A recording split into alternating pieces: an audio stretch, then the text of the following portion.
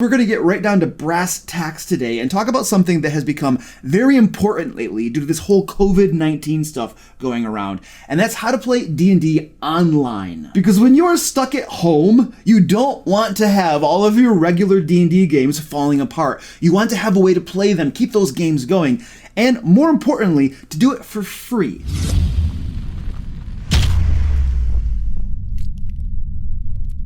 Welcome to the DM Lair. I'm Luke Hart, and I've been a Dungeon Master since high school. On this channel, I give practical Dungeon Master advice that you can implement at your game table. So I'm going to share with you 6 tools that you can use to play D&D online, and we're especially going to get into how you can do it for free. Now, all of these tools, but one of them, are tools that I personally have used and can vouch for. And of course, links to all of these tools will be down in the description. Oh, and by the way, if you have questions about this topic or any Dungeon Master topic or D&D related topic, I have live streams right here on my YouTube channel every Friday at 6 p.m. And we spend the first couple hours just answering questions from people down in the chat. And the second 2 hours, we create something really cool together, like it might be NPCs or magic items that we can use in our games. So swing on by this Friday or any other Friday, hang out with us, get some questions answered, and have a little bit of fun. All right, enough of the intro bullcrap. Let's go over to the computer and check out our very first tool. Number 1. Discord. All right, Discord is an app that is both free on the computer and free on any mobile device. So you can just download it, install it, and get up and running, zero cost to you. Now you can see here that we have basic chat options available to us, and we can set up different channels over here to the left to deal with different things in our game. You might want to have a private channel with you and one other player, or a couple different players, or something like that. You might have a channel to handle downtime or things you do offline. And the really cool thing you can do with Discord as well, just by clicking this little user settings thing here and coming over to voice and video, is you can do voice chat and even hook up your webcam to Discord. And if you have the mobile version of Discord, which I do as well, you can use your camera and your audio from your phone to connect with other people and play in D&D using Discord. And it costs you nothing, except for having a phone, I guess, and an internet connection, but most people have that stuff these days. And if you want to do audio and video over Discord from your PC instead of using your phone, then all you really need is a microphone or a snazzy headset like this one and a webcam. So you can basically use audio and video on the Discord app to emulate theater of the mind at home with your friends. You don't need to spend a dime to be able to do that. I recommend that you use at least audio to get that experience with your players, but if you turn video on, you're going to feel even more immersed in the game, almost like you're in the same room. And again, we're doing it for free. By the way, what you're looking at on the screen right now is my Discord server. It's basically a community where Dungeon Masters can come together and help themselves out with their games. If you're interested in that, there's a link down in the description to my Discord server. Number 2, Roll20. With text, audio, and video over on Discord, you pretty much have everything you need to play theater of the mind. However, if you want to have a virtual tabletop where you can display maps and tokens, then Roll20 is a great option for that. In fact, when you were watching some of that game footage that I showed you when we were talking about Discord, what you saw on the right-hand side, that was Roll20. There's a free option that gets you the basic features of Roll20, and then for $10 a month, the Dungeon Master gets all of the features of the application. Now, some of the features that I'm going to be showing you here are free, and other ones are included with the paid version. I don't really know which are which because I just pay $10 a month to have everything. So just bear in mind, some of these are going to be the ones you get for free, others you're going to have to pay for. Now, what you're seeing on the screen right here is my Ancient Dragon campaign that I run with my patrons every other week. Now, the first thing that I want to point out to you about Roll20 is that you have this basic chat tab where you can, well, you could type in messages if you wanted to, but since we're using audio and video over Discord, we don't really use it for that. But this is where your dice rolls are going to show up. And dice rolling is made super easy in Roll20 because over here we have a journal tab, and you can create character sheets right here in Roll20. And I'm going to pull one up for you right now. And you can see that Maureen, well, he's one of my patrons. He has put his character in here, all of the information that he needs about his character. You can put your bio in here. It tracks your spells. He's a paladin, so I think he's got a few spells right now. One of the really cool things you can do in Roll20, I'm going to get rid of my webcam real quick so you can actually see this. But with the character sheet in Roll20, if I want to make an attack roll, I can just click on, for instance, here, longsword, to make that attack roll over here. And that's pretty low, but let's pretend like that hit. I can just click this little thingy bobber right here below the attack roll, and it's going to roll damage for me. So this is super, super cool. You can do all of your dice rolling in Roll20, and the character sheets facilitate that and make it super easy. And another thing the Journal tab allows you to do is you can give handouts to your players. For instance, I'll just click this little contracts handout right here, and you can see right here is one of the missions that they have assigned to them, a few missing drunks. I also load in here magic items that they own. For instance, here is an ever-growing lamp and information about that magic item. We can close that, and over my handouts folder right here, I even have included a map of Waterdeep for them. So lots of very useful things that you can put right in Roll20 to help facilitate the running of your game. Oh, and you might notice that we're looking at this pretty little map on the screen. Now, if you wanted to, you could open up your own little map here. You get a basic grid, you can pick a paintbrush or something like that, and you could freehand draw stuff if you really wanted to. That's a really horrible drawing, but it gives you the idea. You have some basic functionality that you do have to just draw your own thing on the fly. We'll just get rid of that bad boy right there and go back to a real map. Now, this map right here, I did not create in Roll20. I created this in a different program that we're going to talk about in a little bit, Dungeon Fog, and I imported this map into Roll20 and displayed it right here, and then we play using this map. And if I go up to this other little tab up here, the art gallery, this is where I'm going to be able to load in the maps that I create in Dungeon Fog or a different tool, or maps that I find online and just kind of borrow for the game.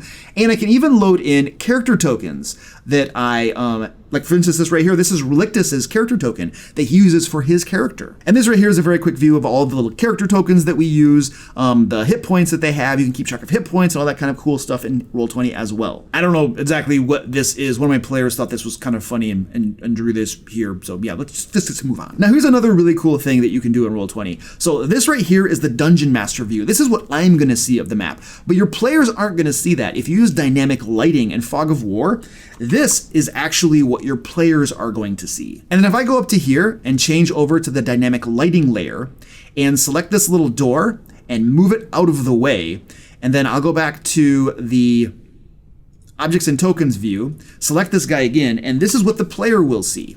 And as he moves, you can see that the dungeon is unveiled before him using this awesome dynamic lighting and Fog of War. And Roll20 also has a marketplace where you can buy things that other people have created and use them in your game. Obviously, we're getting out of the free stuff at this point, but lots of stuff is available here for you to buy and then add into your Roll20 game and make it even cooler. I myself have spent quite a bit of money buying some of this pre-made stuff to make my life easier and make the game experience even better for my players. But you don't need to buy a thing to run D&D at home with your friends. I'm just talking about things that you might consider if you were so inclined. Now, technically, you can pull your video and voice chat in through Roll20, but other apps like Discord are much better at it, in my opinion. Now, Roll20 will take you some time to learn how to use it, but there's lots of documentation available online and even video tutorials over on YouTube, here on YouTube. Number 3, Fantasy Grounds. Now, I've never used Fantasy Grounds, but it is an alternative to Roll20, and I'm just mentioning it in case you want to check it out. Now, I will say that from what I've read about their subscriptions, the free version doesn't really get you like anything.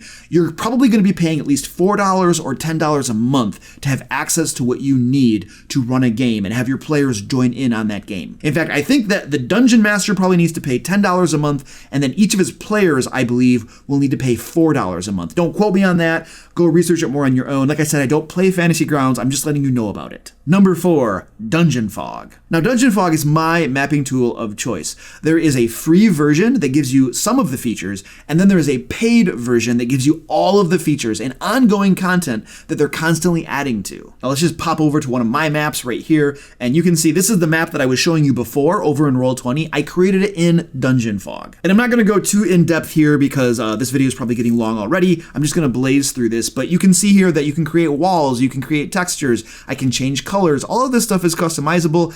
All of these objects you see here, this bear rug, these little spider cocoons, these beds, all of these things I placed here with Dungeon Fog. And then there is a massive library over here of other things you can see that I can place on my map. And then once I'm done, I come over here to export, and I can export this whole thing as an image that I then import into Roll20 for my players to play on. Now, a yearly sub with Dungeon Fog does cost $50, but if you use the promo code, the DM Lair, you can get 10% off that price. And to be perfectly honest with you, this mapping software is definitely worth the price. At least for me, I get tons of value out of it. Number 5, Zoom. Now, Zoom is a paid audio video conferencing app that I've begun using instead of Discord in my games. In fact, here's an example of us playing over Zoom, and our experience so far has been that Zoom is way better than Discord for audio and video. Now, one person does need to pay $15 a month to host calls, but the audio quality and the video quality is a lot better than Discord. I am just throwing this out here just in case you're interested in it, but by all means, if you're looking for a free option, then Discord is certainly your way to go. Number 6, D&D Beyond. Now, I wasn't sure if I even wanted to mention this one because it is rather expensive. You basically pay about $30 for each source book that you want to buy and have access to in D&D Beyond. This could be things like the Player Handbook or the Monster Manual or Mordenkainen's Tome of Foes or a module that you're looking to use. I actually just paid $500 to unlock everything, all of the source books, including all of the modules, so that I would have the option to use them. Now, you absolutely do not need D&D Beyond to run D&D online. This is a 100% optional thing that is simply going to make your life a little bit easier as you run your game online. And that's the reason that I'm mentioning it, because it makes my life as a dungeon master easier. And there are some things that I'm willing to pay for to make my life easier. Basically, the thing that it allows me to do, make it super, super easy, is I can look things up very, very fast. Let's pretend that I have a clay golem, and I need to know what the stats are really quick for my game. Boom, I click there, and there it is, stats for a clay golem, and I'm running a clay golem in combat. And that's just how I use it as a dungeon master. For players, wow, for players, it makes creating a character incredibly easy. Here's a bunch of different characters I have created on D&D Beyond. When you unlock the source books and you can use all of that material during character creation, what used to be a difficult chore for me is now super, super easy. Being able to create characters in D&D Beyond is probably the feature that I love the most, even though I don't get to use it a whole lot. The way D&D Beyond works is that the dungeon master buys the source books that they want to use in their campaign, and then they pay a subscription price of like $6 a month to give access for those source books to their players. That was probably awkwardly said, but I think you get the idea. The dungeon master pretty much has to pay all of the money, and then the players just kind of slip in for free and play the game, which is not very fair to me, I feel. I think it would be perfectly fine if you want to use D&D Beyond to require your players to chip in. Next week, we'll get back to our regularly scheduled videos, but I hope this information helps your D&D groups keep going strong while we're getting through all of this COVID-19 bullcrap. And until next time, let's play D&D.